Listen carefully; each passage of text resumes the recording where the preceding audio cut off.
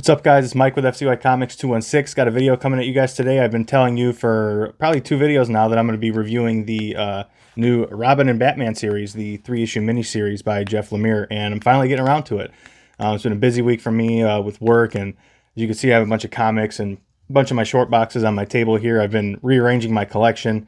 I do it every once in a while just to kind of go through it, straighten some stuff out. I had a bunch of new books that I had purchased that were just kind of like this, just sitting out, and just needed to take a solid couple days to kind of get those cataloged and put in the short, their correct short box, and straighten some other things out. So that's been taking a while, and I didn't really feel like taking a break to post the video, but today I'm finally going to do that. Like I said, this is the Robin and Batman Jeff Lemire book. The art is Dustin Nguyen. I think that's how you pronounce it. I'm probably wrong, but like I said, this is a 3-issue prestige format series, and basically it is think of it in terms of like a Batman book, like a year one Robin, a year one Dick Grayson Robin miniseries. And what I mean by that is this book takes you to the very start, to the very beginning of right after Bruce sort of takes Dick Grayson in after what happened with his parents and the flying raisins and things like that. So you'll see this is a very soon after Batman takes him in. Not sure how soon, but I would have to say it's within the first year, the first couple months at least, because they are still kind of training. But yeah, so like I said, it starts off like that, and you kind of see Dick. He's not called Robin yet. He hasn't been given the title yet. Like I said, he's still in his training. You'll see at the beginning of the comic, he's in an all-black kind of costume, mostly, like Batman. You see him, what looks like to be like one of his very first missions for Batman, and he's, just going after what look like some run-of-the-mill bad guys stealing meat trucks. And he has Batman in his ear and an earpiece, and basically, as he's fighting, Batman's obviously watching. And, he's telling him, abort the mission, or assess the whole situation. You have tunnel vision, be aware of everything. And he tells him, like, oh, I'm coming in to help, abort the mission. And Dick basically is like, no, I got it. He ends up, subduing all the bad guys right as Batman pulls up in his Batmobile. And I got to tell you, the Batmobile in this book is awesome. I love the way it's drawn. It's very Batman. It's not over the top Batman, like a Christian Bale Batman kind of Batmobile. It looks like a Batmobile. It looks like, like a Batman 89-ish kind of drawn Batmobile with a little more modern touches to it. But I like it. I really, really like the Batmobile a lot. And to me, the Batmobile is a huge part of Batman. So I like the fact that I like the Batmobile. And I think you guys as readers will like it too. It's drawn. I think it's drawn awesome. And just a quick thing about the art in this book. The art's awesome. I like the art a lot. It looks like sketchy. Like it's not, like it wasn't made on a computer, if you kind of understand what I'm getting at there. It looks like it is just a sketched and colored book. It's simple, and I like that, but the art is super good. It's simple, but I'm not saying that in a bad way. It's simple that it's a different style, simple, but I think it's great for this book. And there was one of the big things that I took away from this book was the art style. So getting back to the story, we see Batman show up in the Batmobile, and they get into an argument, him and Dick, and he's like, oh, Dick's like, I had him. You didn't need to come. I had him. I didn't need to abort the mission. And then you see Batman throw like a batarang, and it hits a bad guy that was behind Dick that had came out of one of the meat trucks. And he's like, see, you weren't aware of the entire situation. Get in the car, basically. And, as they're sitting in the Batmobile, there's like a full page of them just sitting and not saying a word to each other. And you can see that Batman is, visibly mad. And Dick opens his mouth and he tries to say something, and Batman's just like, just shut up. So you can tell Batman's mad, and you can also see that Dick is pretty pissed off too, because he thinks that Batman is, babying him and thinking he's not ready yet, to become his sidekick. And he keeps saying that. He's like, I thought I was going to be your sidekick by now. I'm tired of training. I can't treat me like a kid anymore, blah, blah, blah. So they get back to the Batcave, and they get out of the Batmobile, and, Alfred's there, how'd it go? And Dick's like, it went fine, and Batman doesn't say anything. He just kind of walks past them, and they kind of get in a Batman and Alfred kind of get in a little argument too about saying that Dick isn't ready. Dick's obviously there, and he's like, we're gonna take him out of the field. We're gonna focus on more training in the Batcave from now on. It was too early. He wasn't ready. I shouldn't have let him go out. And Alfred goes to say something, and Batman goes, "Stop! I know what you're gonna say. You're gonna tell me that I'm treating him like a kid." And then Alfred's like, "Well, yeah, I was gonna say that." And then you would say something back like, "Oh, the kid died when his parents died, and he needs to become a soldier." Blah blah blah, something like that. Um, and meanwhile, Dick's like listening to all this, and he's clearly mad because he thinks that he is ready, even though he is young. But we've all known that that from the time that Dick got to Batman, he felt like he could be a sidekick and without any training, even though he had his acrobat background and things like that. So yeah, we see Dick like in school, and he's really like thinking about like his parents and the night that they died, and at the circus and things like that, and he starts kind of sketching like what he thinks his name would be, and like his outfit or his costume. And he's like contemplating the name. He's like, should it be Nightwing? It seems to be like that's a pretty strong like dark name like Nightwing.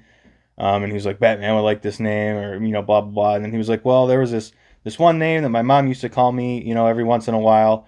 And you can kind of see him like he's sketching like the R for Robin. So pretty sure he's referring to the name Robin while he's sketching his little things.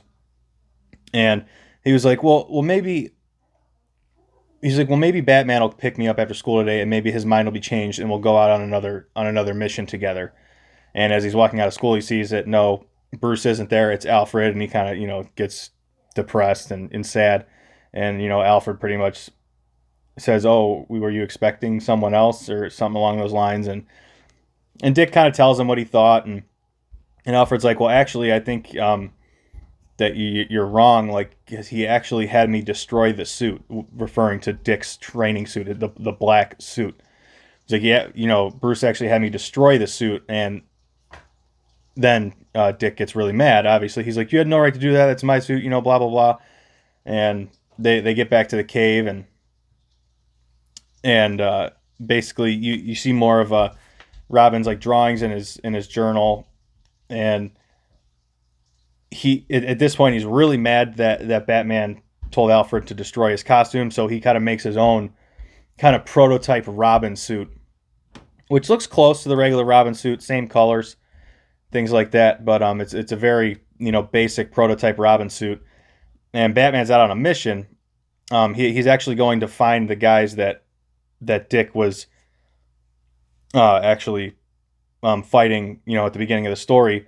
Because Batman intentionally let Commissioner Gordon, let them out of jail, release them because he wanted to follow them some more because he said something wasn't right. He's like, there's no way that, these bad guys would just be stealing meat trucks. Like, it doesn't make any sense. And he's like, oh, wait, they're not stealing meat. They're stealing food, but for who? So he's following these guys again, and he follows them into the sewers. This is Batman. He follows the bad guys, into the sewers, basically. And what Batman doesn't know is that Dick was following him he says, I think he's like, oh, I've been following him for about a half hour. And Batman didn't even notice me. So he was like, how does he think that I'm not ready? He didn't even realize that I was following him this whole time. So he follows him into the sewer. He doesn't see Batman when he gets down in the sewers, and he's like, oh, crap. He's like, which way did he go? He's like, oh, wait, no, you can't second guess yourself. You have to go with your gut. So he goes one way, and he goes the way that the bad guys went, but he does not see Batman. And as he's kind of looking at the bad guys while they're, going through a sewer or whatever, and he hears something behind him, and he's like, oh, crap. He's like, was that Bruce? Did he actually know I was down here? And he circled behind me, and now he's like going to, come out and tell me, well, why are you here? Well, it turns out it wasn't. He turns around, and it's actually Killer Croc. So I think he put two and two together that these like bad guy minions were stealing food for Killer Croc, I would imagine, because they were stealing a lot of meat. Killer Croc obviously eats a lot of food, lives down in the sewers. It would just make sense. So he goes to punch Killer Croc, and obviously it does nothing. And then Killer Croc grabs Dick, and it's at this point that we see Batman comes in sees them, and he's like, "Get off him! Stop touching! You're not allowed to touch him," or however they worded it. Um, they get into a fight. Killer Croc hits Batman in the ribs, and you could see in the book it's like crack. So he broke a few of his ribs, and they end up getting away. Batman does something to kind of make Killer Croc go away. I can't remember exactly what he did, but they were able to get away. And Dick was like, "Oh, aren't we going to go after him?" And he's like, "No, I have." He's like, "I have two broken ribs at the least, and you're done."